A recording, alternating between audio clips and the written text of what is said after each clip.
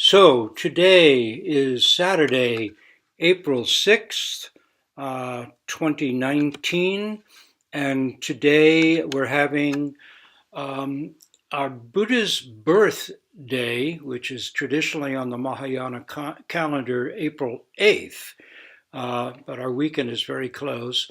We're celebrating the Buddha's birth. Often this is in many sanghas, and rightfully so, this is sort of a children's event with story, song, ceremony, and all sorts of things. Because we're a small and adult sangha, we will indeed have the same essential ceremony of pouring tea on the baby Buddha. But we'll also have a Teisho about this from the perspective of actual practice, and as well will our way of acknowledging the birth of the Buddha will be to practice bringing the Buddha to life, birthing the Buddha. So this is why we have an all-day Zazen Kai as our form of expressing our great gratitude and respect for the founder, Shakyamuni Buddha. I'll also mention, serendipitously, this is also Rose's birthday. So we're having a double party with our Zazen and quiet, which I think Rose enjoys instead of people saying anything. Except at the end, we are going to sing Happy Birthday, Rose. So there you go.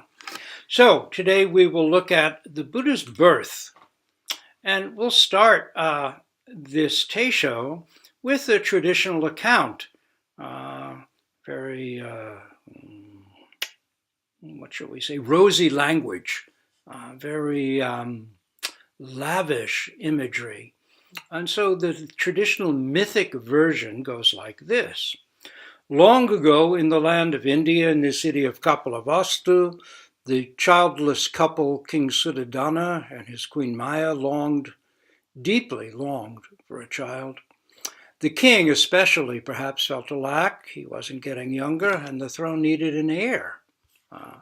Their sincere yearning reached up to the Bodhisattva, the future Buddha, who was at that time residing in the Tushita heaven.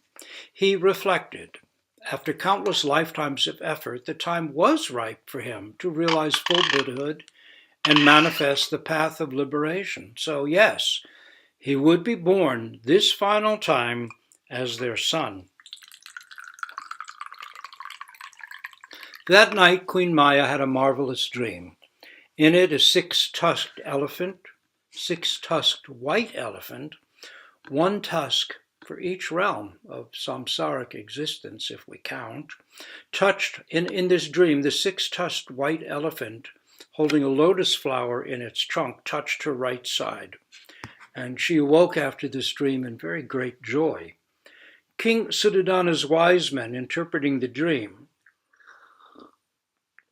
said that it meant it had a child of superior ability, one even capable of becoming a Buddha and freeing all beings from the sorrows of the six realms of conditioned existence, would be born to them. The king and queen were overjoyed, but the king was also troubled. He didn't want a home leaver as a son. He wanted a son who, when the time came, would rule in his stead. As her time neared, the queen set off to visit her parents, which was a tradition at the time about birth. Go to your parents.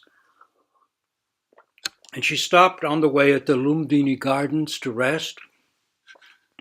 It was still and peaceful in the solid tree grove in the center of the park. Queen Maya felt all living things breathing in peace around her. When she reached up to touch a solid blossom, flowers began tumbling from the sky, a rain of flowers. The air was filled with the scent of incense and roses. Buds and blossoms opened. Birds flew and sang. Gentle animals emerged from hiding. The queen heard small bells chiming and the beautiful voices of beings of higher realms, the devas, singing in a language of delight. Emerging painlessly out of his mother's right side, the baby Buddha was born. Standing upright, he took 7 steps, lotus flowers opening beneath his feet with each step.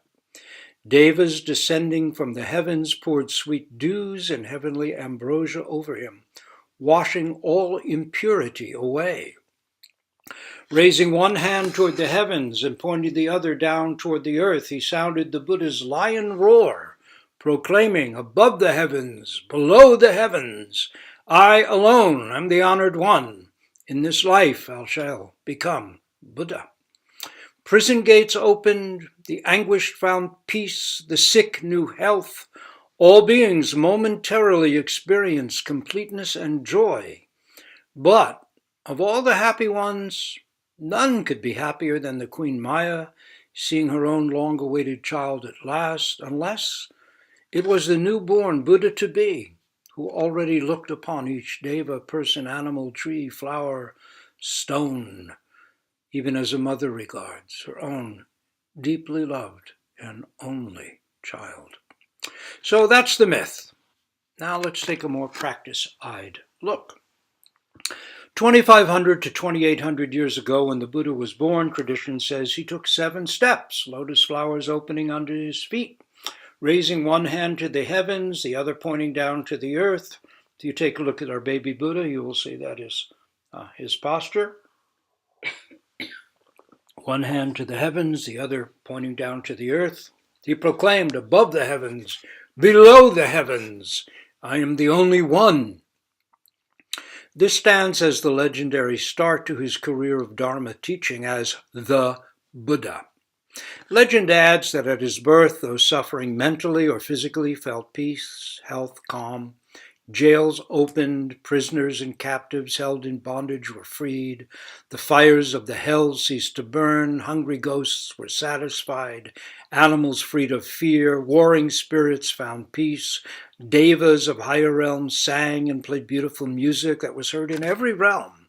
Flowers drifted from the sky, and devas also visibly descended from the skies and poured the sweet dew of the heavens over the newborn baby Buddha, washing away all birth impurities.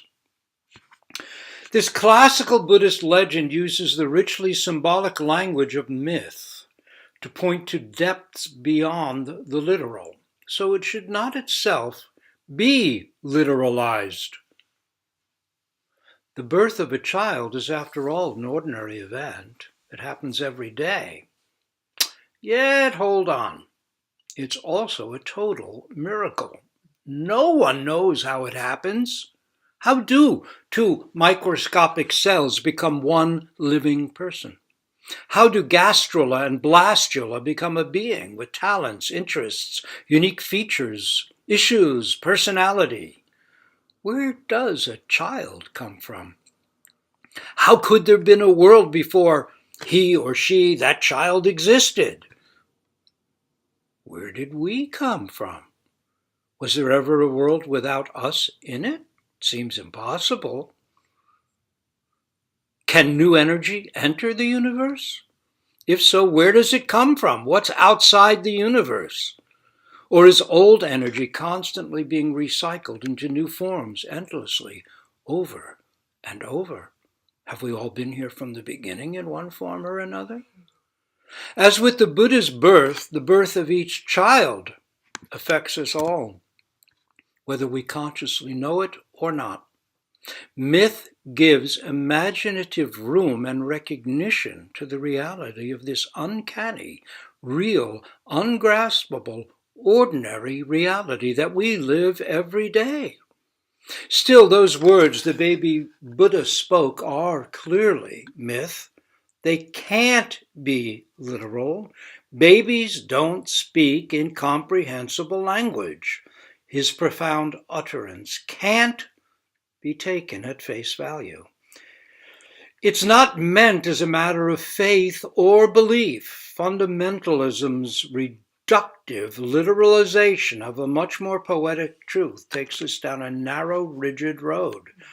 No Buddhist sects, so far, thank goodness, have sprung up arguing over what the baby Buddha actually spoke. None have come to blows over whether he actually said this or not, or whether he said something else. Hopefully such sects will never arise. But anything is possible, and sadly, not knowing or forgetting how to use our minds, we as a species have already proven ourselves quite capable of telling stupidly self-destructive and untrue stories and believing them. Stories like I'm special, or we're special, or we're better than other people, or we're better than the animal and plant beings we live among, or that we are separate, or that mind and body are separate, or that we are not somehow simply very interesting animals who've over the last several million years have been slowly imagining ourselves, in short, evolving into whatever a more and more consciously human being might be. It's a kind of experiment, actually, when you think about it. It's so sad that somehow we think we're not animals. What a shame. Yet, despite the courage, this transformation from animal toward human, a slow process where imagination and evolution become almost the same force.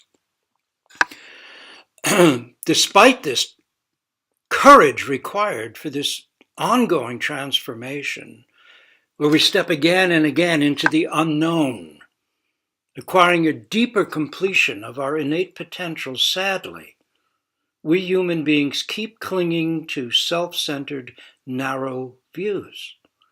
Right now, the drastically destructive consequences of our own stories are obvious and legion. It's time for new stories, better ones. Zen practice opens the gateless gate to them. Our path begins by recognizing the inadequacies of our current stories, the ones we live. From there, we can go on to learn how to live from greater intimacy with all beings. That's the whole point. That's what Zen is. It's a path of evolving, putting us in touch with really the great flow of human nature, going back millennia. Now, if practice realization becomes mere myth, that is, if we no longer realize the point of our religious practice, we get stuck with belief rather than practice. The purpose of religion, as I see it, is the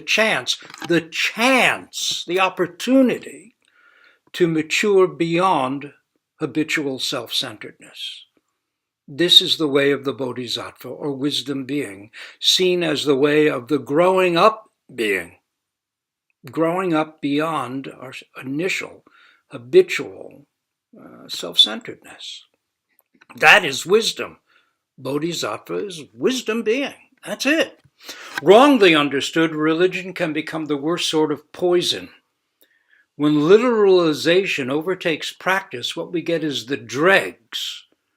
That is dogma. And out of that comes inquisitions and holy wars. The baby Buddha's legendary words are pointers to something more, something meant to be deeply intuited and personally realized and embodied, something not far off and mythic, if by that we mean distant, but present, intimate, and attainable. The road to it, though, is not simply one of nice feelings. The practice of realization will involve facing everything that is not realization, everything that stands between us and truth, everything that is in essence makyo, or not absolute truth. Given this, a genuine path can arouse feelings of anxiety, discomfort, or even occasionally outright terror. Yet in the end, if we stick with it, breathe into it, stay with or return to it, the breath, the count, the koan, the fully absorbed sitting, we will find, each to our own degree, genuine intimacy with, above the heavens, below the heavens. It covers everywhere. In case 18 of the Hekigan-roku, or Blue Cliff Record, the emperor asked the national teacher for instruction. The national teacher, who is then near the end of his life, is unable to bring the emperor to understanding. He says that later on the emperor should after his death, the emperor should go ask his student and heir Tanbuan to clarify it. So, after the national teacher has passed on, the emperor summons Tanbuan and asks him about it. Tanwan offers a verse, to which Shuedo, who puts this case into the Hekikan also adds comments. So it goes like this. South of Shang and north of Ton. That means like everywhere, above the heavens, below the heavens. South of the river, north of the river. Shuedo comments, the soundless sound of a single hand. In between, there is gold sufficient to a nation.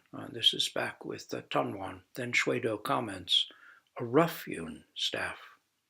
Beneath the shadowless tree, going on back to Tanwan, a community, ferry boat. Shuedo adds, clear is the river, calm is the sea.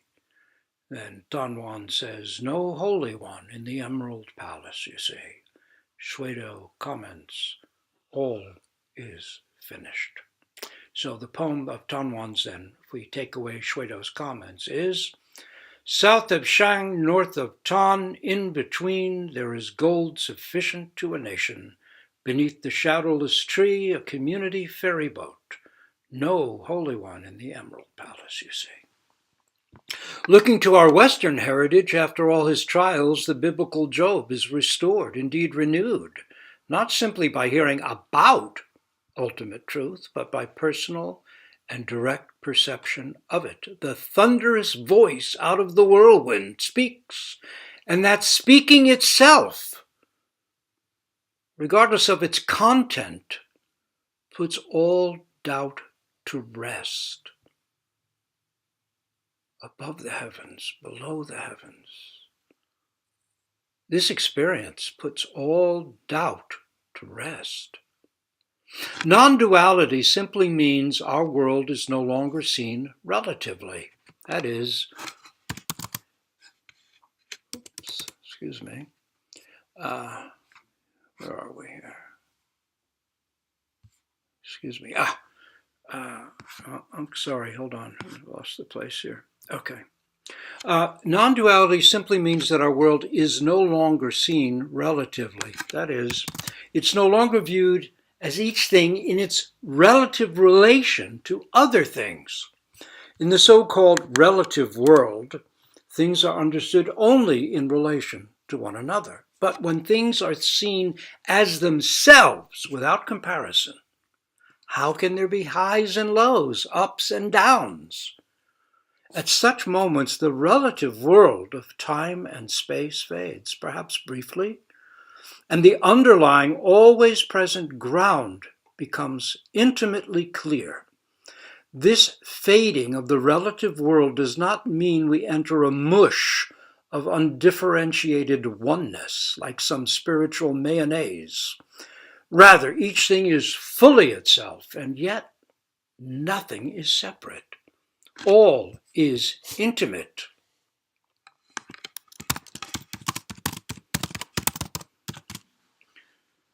Whatever anxieties we experience on the way of the path of practice are simply signs that truth really lies ahead. We are, after all, not just aiming for calm minds. A prison break takes work, thought, guts.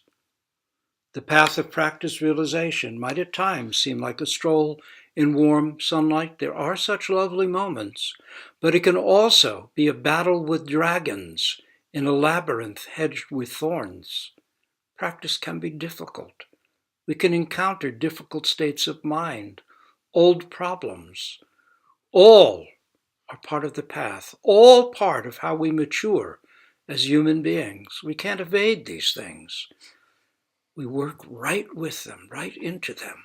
And of course, if things are simply overwhelming for us to deal with, then, to be honest, working with a therapist who has some sensitivity towards practice can be very, very valuable.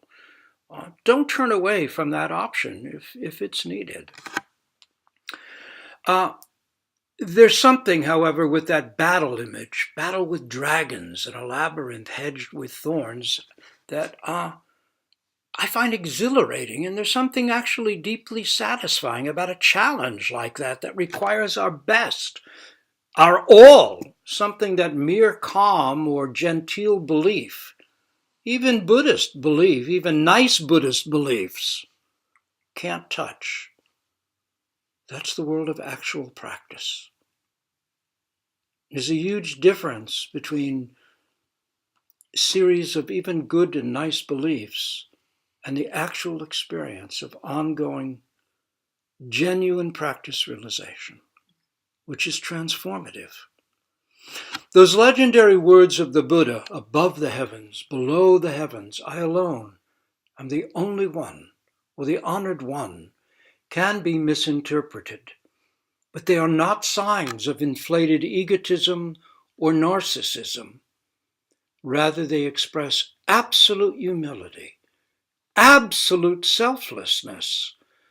They're pointing to the truth that in reality there's no self-centered self at all. I am that I am. Innate enlightenment, the original face of all beings, is given a voice with these words: above the heavens, below the heavens. Right at the start, the legend claims, the Buddha already proclaimed the essence of the truth he would later on fully realize and reveal. The baby Buddha already expounds Zen words.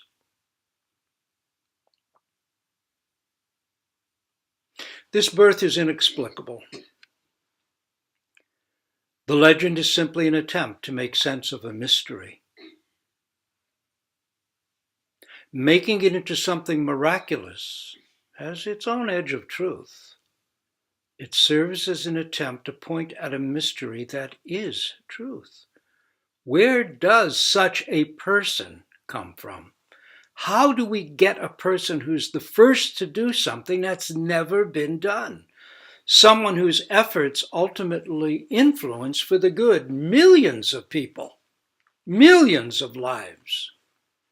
How do you explain that? And so this birth, from a legendary perspective, is tinged with mystery.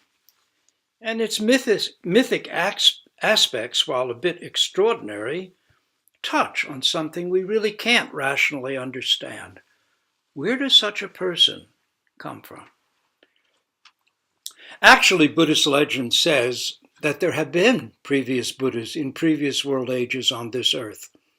That the Shakyamuni Buddha was simply the first in our world age, but not the first. Our ancestral line, as you know, goes back 7 past Buddhas, starting with Vipassana Buddha, honored one. But the introduction to the Pali Jataka, which is a separate work in its own right, separate from the Jataka itself, opens with the Bodhisattva meeting the Buddha Dipankara in a previous world age. And it presents a list of 27 Buddhas prior to the Buddha Shakyamuni, the Buddha of our world age. Classical Buddhist tradition says that the Buddha's birth, that is, the birth of the child, Siddhartha Gautama, was the first time in our world cycle that complete realization awoke and found its voice. The baby Buddha, after proclaiming his profoundly selfless truth, then probably lapsed into ordinary infant silence, broken only by the occasional gurgle, laugh, or coo. And then he grew up to be a prince who, seeing the signs of impermanence, an old person, a sick person, a dead person, and a truth seeker, a home leaver, gave up his throne and set off into the wilderness to fulfill his calling, his deepest life purpose, to fully realize the complete and perfect enlightenment he'd already attested to when a newborn. In his deepest possible realization, all the potential powers of the mind for wisdom and compassion were, tradition holds, consciously opened and fulfilled. And amazingly, he did it on his own, with no guide, no teacher, no Sangha. His effort arose out of his own unaided aspiration to benefit all beings. It arose out of the conviction that there was something more, something beyond the senses and intellect, yet not separate from them. It arose out of a courageous dedication to really awake and really be of benefit to all. It arose as well out of dismay and disillusionment, errors and failures, and the countless lifetimes of ongoing effort that we know from the Jataka tales. Knowing ourselves from our own practice just how hard it is to even catch a glimpse of realization, the determination to accomplish the whole path alone has to strike us as extraordinary. Indeed, as miraculous. It makes the birth of the Buddha a cause for celebration, marking as it does the first entrance of awakened mind into our stream of historic time. A tremendous amount of hard work, a lifetime of demanding work was still needed after that, before what was already in place when he was newborn to become fully functional. But the essence was already established at the start with above the heavens, below the heavens. We too sounded a lion's roar at our own birth. Ours sounded like wah, wah. And then our work to make it real also began, step by tiny step. In our daily zazen, the baby Buddha is born again. Above the heavens, below the heavens, is not just an Eastern thing from 2,500 years ago. The 17th century English Christian theologian and mystic Thomas Traherne, speaking of his own childhood in his Centuries of Meditation, in his 3rd century, this was a series of little brief vignettes that he created in the 17th century. It wasn't found, I think, till several hundred years later when the text was found in a used bookstore. But interestingly, Dogen Shobogenzo was unknown for about 400 years after he wrote it and gave it as Teishos to his students. It was only known in certain Soto monasteries, I believe. Is that correct? Yes. Shudo? Yeah. So it wasn't publicly known for maybe 400 or 500 years. These things are really remarkable, how these treasures reappear, perhaps just when they're needed. In any case, Thomas Traherne's Centuries of Meditation were similar. And here's the 3rd century. This is what he wrote about his own childhood. The corn was orient and immortal wheat, which never should be reaped, nor was ever sown. I thought it had stood from everlasting to everlasting. The dust and stones of the street were as precious as gold. The gates were at first the end of the world. The green trees, when I saw them first through one of the gates, transported and ravished me. Their sweetness and unusual beauty made my heart to leap, and almost mad with ecstasy. They were such strange and wonderful things. The men, oh what venerable, he means people, the people, oh what venerable and reverend creatures did the aged seem, immortal cherubims, and young men glittering and sparkling angels, and maids, strange seraphic pieces of life and beauty.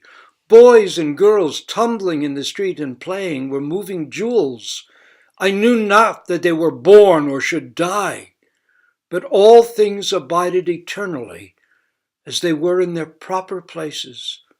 Eternity was manifest in the light of the day, and something infinite behind everything appeared, which talked with my expectation and moved my desire. The city seemed to stand in Eden or to be built in heaven. The streets were mine. The temple was mine. The people were mine. Their clothes and gold and silver were mine. as much as their sparkling eyes, fair skins, and ruddy faces. The skies were mine, and so were the sun and moon and stars, and all the world was mine, and I the only spectator and enjoyer of it. I knew no churlish properties, nor bounds, nor divisions, but all properties and divisions were mine, all treasures and the possessors of them, so that with much ado I was corrupted and made to learn the dirty devices of this world, which now I unlearn, and become, as it were, a little child again, above the heavens, below the heavens. I am the only one. Traherne clearly had that experience. Heading back east, when asked by the Emperor Wu of China what is the highest teaching of the Buddha Dharma, Bodhidharma said, vast emptiness, nothing to be called holy. The emperor said, aren't you a holy man? Bodhidharma answered, I don't know. He had divested himself of all limited, self-centered thinking. Who was there to know what? There was just above the heavens, below the heavens. That's it. Bai Chang was once asked, what is the matter of special wonder? That is, what is the highest, most wonderful thing? He answered, sitting alone on Dayu Peak. Dayu Peak, or Sublime Peak, was also the name of the mountain his monastery was built on. This was his, above the heavens, below the heavens, sitting alone. No one else. I alone am the honored one, sitting alone on Dayu Peak. The Buddha's birth opened the gate. He gave not just words, but a practice by which we can confirm the reality of what he'd realized. Because of this practice, not just philosophy, we can, each of us can, to one degree or another, know our nature, above the heavens, below the heavens nature. We can touch base and through realized practice or maturing, ongoing realizing practice, find a way to live with greater peace and dignity in the midst of the trials our 21st century is even now rapidly tossing our way. Living with peace and dignity does not mean ignoring or acquiescing to what is corrupt, wrong, egotistic, or filled with hatred. Attention, attention, attention is the ground, and out of that ground emerges generous and often courageous because selfless action. Today we take a little time out of our busy schedules to honor Shakyamuni Buddha and his ceaseless efforts. We're grateful for the possibilities his exertions open to us. But before we get awash in sentimentality, let's hear from Zen Master Yun Men. John Wu writes, in the Golden Age of Zen, Yun Men is a radical iconoclast. In one of his Teishos, he related the legend that the Buddha, immediately after his birth, with one hand pointing to heaven and the other pointing to earth, walked around in 7 steps, looked at the 4 quarters, and declared, above heaven and below heaven, I alone am the honored one. After relating the story, Yun Men said, if I were witness to this scene, I would have knocked him to death at a single stroke and given his flesh to dogs for food. This would have been some contribution to the peace and harmony of the world. Roshi Kapleau loved that quote. This is Bodhidharma's I don't know in action. No understanding, no mental clinging to a lovely mythos. Realize it, just it, absolutely. Just this incense smell, this gray carpet, this pain in the knees. We don't need fantastic legends and images to motivate us. When we rip up, throw away, devour our gilded iconographies, we find that the Buddha was a person who, deeply troubled by impermanence and deeply aspiring to be of benefit to all, put his life on the line to realize truth and open a path to it. Yun Men, 1,000 years ago, wanted us to awake, not remain trapped by signs and wonders. Yet even such a deconstructionist pointer as he presents, I knock him to death with a single blow and feed his flesh to the dogs, can become a veil between us and the real. The point is not reductive. It is not about ridding ourselves of poetry or erasing thoughts. The miraculous imagery of the legend actually makes its own valuable point. But Zen adds that it is a point to be realized personally awoken to, not simply held in high regard or thought about. Myth is a kind of language that suggests vast realities. It has been degraded in the vernacular to mean a kind of untruth. That's just a myth. This grows out of the half-baked understanding that myth is not literal. Of course it's not, but that doesn't mean it's false.